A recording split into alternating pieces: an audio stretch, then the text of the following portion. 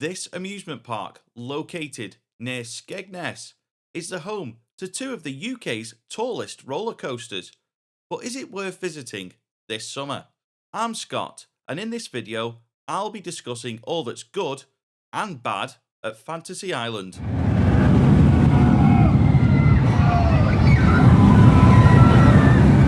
Fantasy Island is a free to enter amusement park with a paper ride and unlimited ride wristband structure in place, so you can spend as much or as little as you want to do.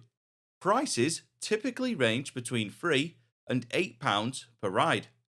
Wristbands are priced from £21 or more, depending on the guest's height and the date of your visit. Fantasy Island has both indoor and outdoor attractions, with the indoor section housing family attractions, arcade games, bowling, catering options, and sometimes live entertainment.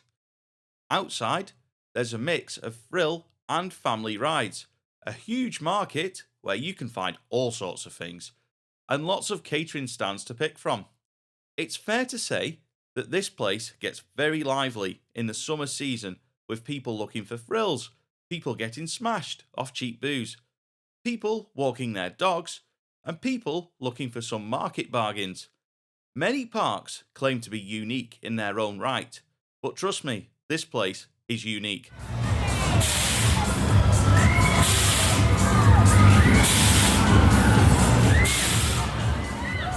In the 90s, Fantasy Island had ambitious ownership that wanted to recreate the buzz of Blackpool and the big one.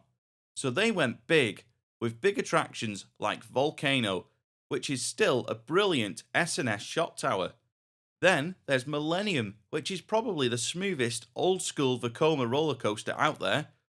And then there's the Odyssey, probably the craziest Vekoma creation to date. Fantasy Island's ownership gambled big, and people flocked to Skeg Vegas to try these big new rides. But there was a big issue: the weather. Millennium and Odyssey regularly close in high winds.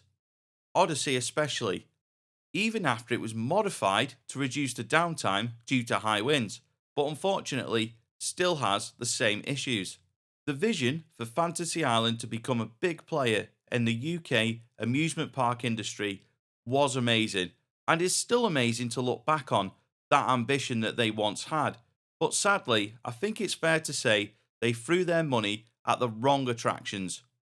For all the money that they spent on these roller coasters, Millennium and Odyssey, they'd have probably been better off building rides with less height, better layouts, and therefore reducing the weather delays. For context, Top Thrill Dragster actually cost less than these projects, so whilst that wouldn't have been a wise investment considering the weather conditions, smaller scale roller coasters of that era would have been perfect.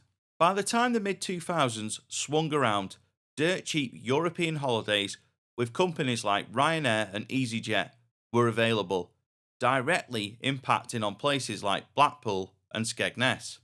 We've seen the way things have gone at Blackpool Pleasure Beach in the last 20 years, and unfortunately, it's been no better for Fantasy Island. This place was actually on the brink of permanent closure in 2014. Thankfully, the park was rescued by the Mellors Group, who have been the owners since March 2016. With that ownership, they have brought stability to this park with better ride availability, seasonal events, and they're constantly mixing up the ride lineup at Fantasy Island by swapping their catalogue of travelling attractions in and out of the park. The permanent attractions, like Volcano, Millennium, Odyssey, the Log Flume, they all stay, but the flat rides are often moved around or rotated year on year to keep the lineup fresh for visitors.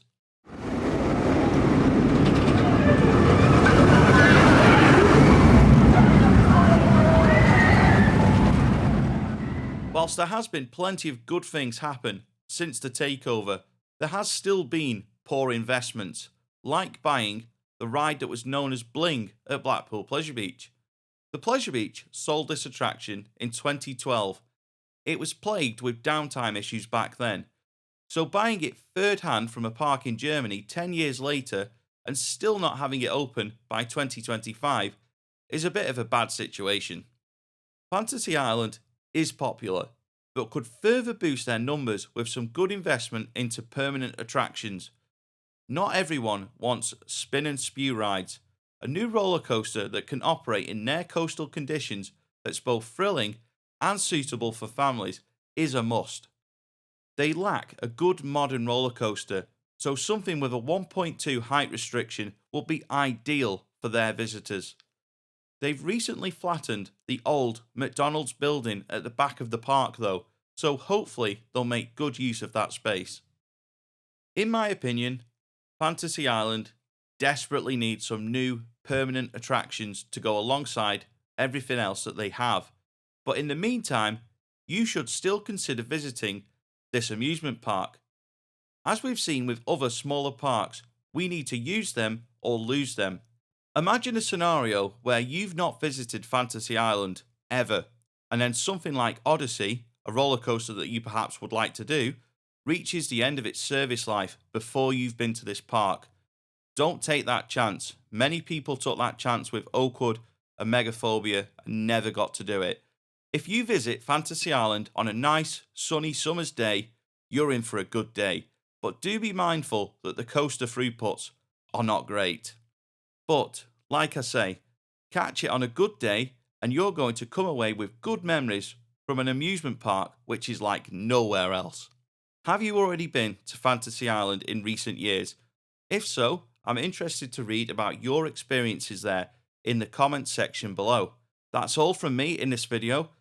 Please do remember to subscribe to Your Experience Guide and leave the video a like by using the little thumbs up below. Many thanks for watching, and I'll see you next time.